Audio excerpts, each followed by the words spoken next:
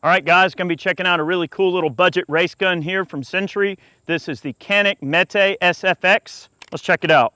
Long slide riding optic. Here we go.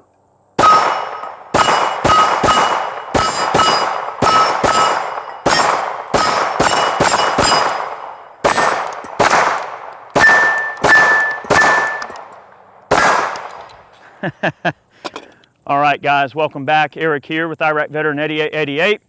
We're going to be checking out this particular pistol here today. Before we get started, I want to thank our friends at SDI, Sonoran Desert Institute, for supporting today's video. They got some great distance learning gunsmithing programs, really great group of people. They accept a wide variety of different financial aid, tons of different programs they offer. If you're looking for a career in gunsmithing technology, reloading, anything in the firearms industry, they're definitely your go-to people. Check them out, Sonoran Desert Institute, SDI. Tell them we sent you. Okay, so I do have a tiny confession to make here in this particular video. Century reached out to us, wanted to know if we would check out this particular gun, being a new release for them.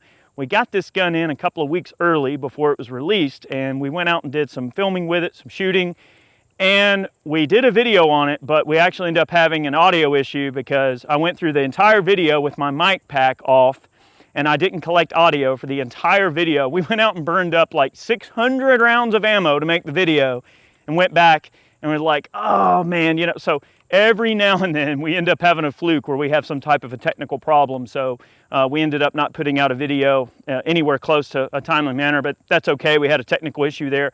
But the nice thing about that though, there is a little bit of a silver lining though, is that we do have an opportunity to put more rounds through this gun and shoot it a little bit more. So right now this gun's probably got about 750 rounds through it. We're going to put quite a few more through it here today and shoot the gun a little bit more. The Canik line in general has gone through a heck of a lot of revisions and changes over the years. The early Caniks, some of us can certainly admit that they kind of leave a good bit to be desired. Not a very good trigger pull. They had that weird decocking mechanism on there that would sometimes, decock the pistol and kind of weird things. And the Canik series was always sort of a spin-off, more or less, of the Walther P99. And the Walther P99 is not a bad pistol, but the Canik was sort of borrowing elements from that. So this particular version does still retain some of the Walther P99-like features, but it definitely omits the decocking mechanism and all of that random stuff. We do have the addition of a slide riding optics mount, which is nice. This is a Trijicon RMR CC model, which is like their little concealed carry model. So it's a much smaller RMR, okay? This particular one has a 5.6-inch barrel, so a little bit longer barrel. This is the long slide version. They have a full-size version of this pistol, and they are working on some more concealed carry, smaller slide length versions, shorter frames, that sort of thing. On their website, they list 40 cals, 9mm, and also a 380 version, but as far as I know, the 380 versions are not available here in the US just yet, but you can get these in 9 and 40. This particular one is a 9mm with the tan frame. You do have interchangeable back straps, some relatively aggressive grip texture, but not too overpowering. You do have some lightning cuts that are put here in the slide. Now, it's not a ported barrel, so that's one thing I would like to see on this. If they were going to go through that type of effort, it'd be nice to see some barrel porting. You have some relatively simple forward opposed cocking serrations on the rear and front of the pistol. You have a loaded chamber indicator, which is really handy, as well as a cocking indicator for your striker mechanism, is what I'm trying to say.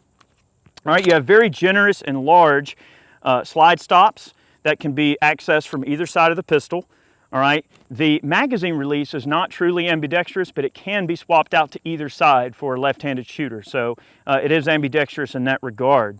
You do have a pick rail system. One thing I like about this gun is the very simple takedown, which we are going to take it apart here in a moment. But the other feature I like is the full-length steel guide rod and recoil spring, all captured, one assembly, very, very robust. Very good quality overall. I do like this pistol. I have shot it a good bit already. The trigger on it is absolutely fantastic. I have been, getting used to shooting more of the, slide riding pistols that use the red dots. I'm more used to iron sights, so I'm trying to kind of get used to these, but not bad at all. The pistol, when you get it from the factory, comes with 2 magazines, an 18-shot and a 20-shot, okay? You get some accessories, some interchangeable back straps, some tools and things like that. You get a couple of different plates for a variety of different slide riders. You get a loading tool, a holster. We also do have a factory optional threaded barrel that we have at our disposal that we're going to test here in a moment as well. And we did test in the original video we shot that we had the bad audio on. So you'll see some shots of me shooting this pistol in different clothes, but that's from where we did the first video and I had a bad audio take there. So here's our 18-shot mag. That's our flush fit mag. There is a little bit of a flaring, gentle flaring on the mag well to assist with those mag changes, okay? And the particular concept that this pistol sort of birthed from certainly is competition in 3-gun. You could probably conceal carry this or open carry this if you wanted to as a duty gun, or, you know, use this as your carry piece if you want. I'm very happy with the trigger. Let's shoot the gun a little bit, okay?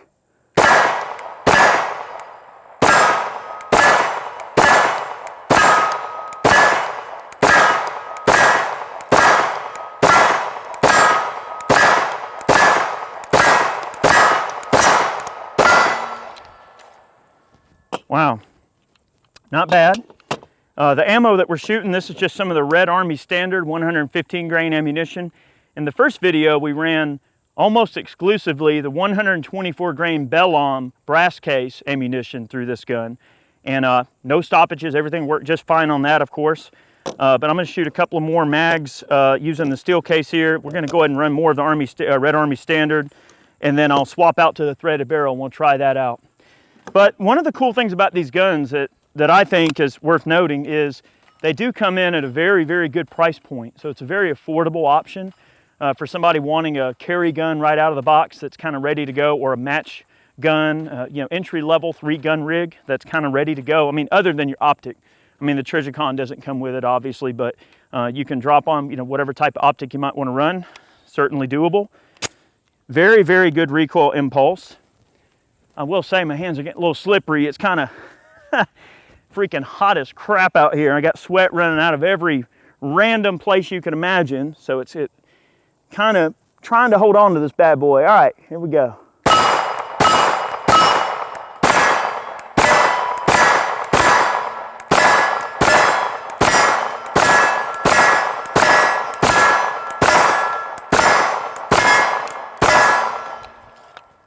I'm having a hard time getting a good grip purchase on this thing.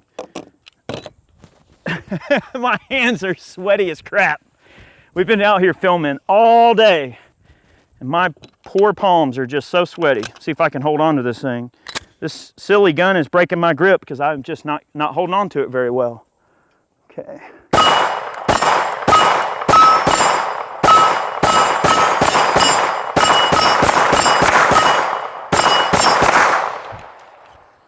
Not bad. I know I can shoot this gun a heck of a lot more accurately. This thing is just slipping out of my hands. Okay, disassembly, all you do is just cheat these tabs down. All right, push forward slightly, lift up. There's your whole slide assembly. And you can see the recoil guide rod assembly, very robust, very nice. Very, very good quality gun. And you know, these Caniks have gone through a bit of teething, right? They really have. Over the years, you know, some of the early Caniks certainly were not without their share of issues, right? And I think it's good that they've, you know, listened to customers and taken in some of that constructive feedback that they've gotten from people over the years and integrated it into the newer pistols and listened to what shooters are looking for and responded to industry demand for certain features. So I think they've done a good job of responding to that. So there's our threaded barrel. We're gonna add our OSS Rad 9. It's a fantastic little can. Really, really like this suppressor a lot. Okay, gonna put that on there. There's something about screwing on a suppressor, just feels awesome. Bond, James Bond. All right, we're gonna try the can out. Got a couple of mags here. All right. Now these are supers. I don't expect it to be super quiet. We are gonna get a little bit of a pop, but maybe this Rad 9 will help take the edge off, and this is just for us to be able to shoot it with a can. And gosh, my freaking hands, they're so like the grip texture on this thing is nice. You know, you do get some decent grip, but if you've got some sweaty hands, you know, it's going to slip out of your hand a little bit, you know. All right, we're going to try the can out and see if we get a, you know, any point of impact shift or anything. I'm going to try to take my time and shoot it a little bit more accurately. I might have to have the bigger back strap in this thing, honestly. Okay. Okay. Interesting. All right, let's try again.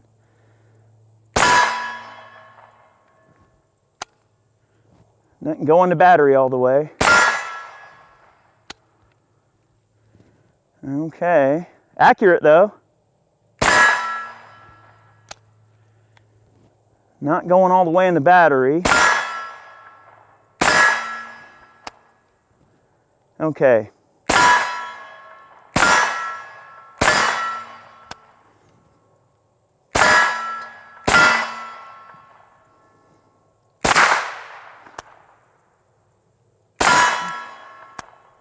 All right.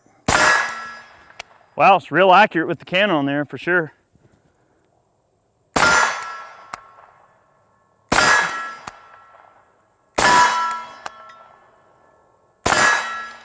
All right, so it's probably going to require a little bit more robust recoil spring in order to work with a can. And that's something that I did talk to Century about, and they're looking into that. This is a relatively early gun, so we're using the stock recoil spring. That is something they're going to address. And it's funny because I remember when we did the video on the Walther PPQ, okay, we ran that gun with a suppressor, all right? And I recall having a very similar issue. Well, when you buy a Walther PPQ, that gun comes with a special recoil guide rod assembly that you use only for suppressed use. And at the time, we didn't know that, and we broke the slide stop on our PPQ, not realizing that to be the case. That barrel's still hot, it's okay. I got leathery fingers, I can't feel anything anymore. Okay. But on the PPQ, we noticed that we broke the slide stop. On this gun, considering that it kind of draws some of its lineage from the P99, I almost wonder if maybe very much in the same vein of the PPQ, possibly this gun needs to have a little bit stouter recoil guide rod assembly to run efficiently suppressed, okay? Now we got the regular barrel back in it. We're just gonna go ahead and finish up our mags here. Here's a 20 shot. You can see the 20 shot mag has the 2-round extended base plate on the standard 18 round body. So you can see the 18 has a flat and then the +2 for the 20 shot mag. So generous magazine capacity. Very nice, you know, good sight radius. If I take my time, certainly accurate, even with the steel case ammunition. And I'm glad we got to run some of the steel case because in the original video, we ran some of the brass. So a no-go on the suppressed at the moment, at least with this can and my ammo and as the stars align on this exact day. A lot of factors to consider. All right, I'm gonna see if I can hold on to this bad boy here, my slippery freaking fingers.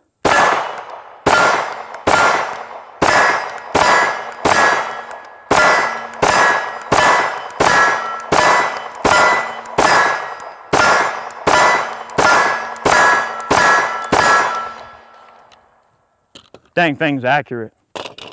Very accurate.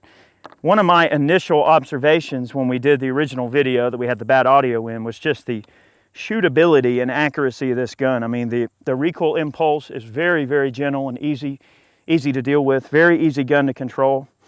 As I said, I would like to see this porting here. You know, maybe the ported barrel will be kind of a cool option to keep those fast follow-up shots, you know, keep the recoil impulse from jumping around on you a bit. But not bad, not bad if I keep my slippery mitts. All right, let's take out some sodas here. Have a little bit of fun. I'm not really happy with those groups I shot earlier on that one D28. This thing was just slipping right out of my hand, but we're gonna certainly give it a good college try here. All right, we got a couple of sodas.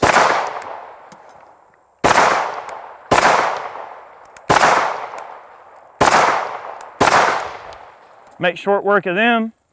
All right, we got a popper back there at 35. See if we can hit him. All right, got one right down there.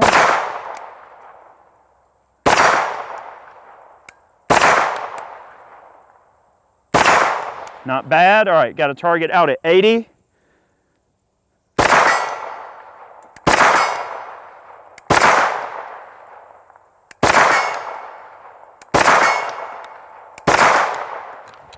Man, not shooting as good with it today as I did the day that we took it out on the first try, but it's got an excellent trigger.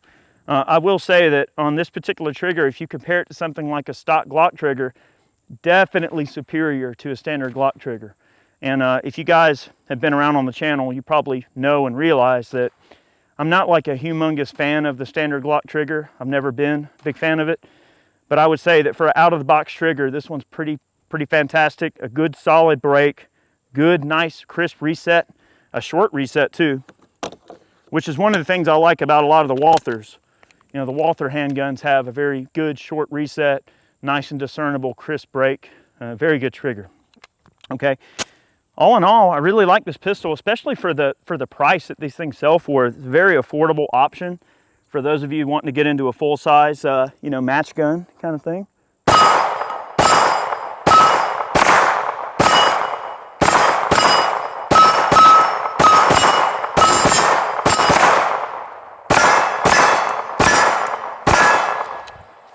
One thing I want to just make mention of on that, the CC version of this RMR, it is a lot lower profile of an optic, but it's also a lot smaller.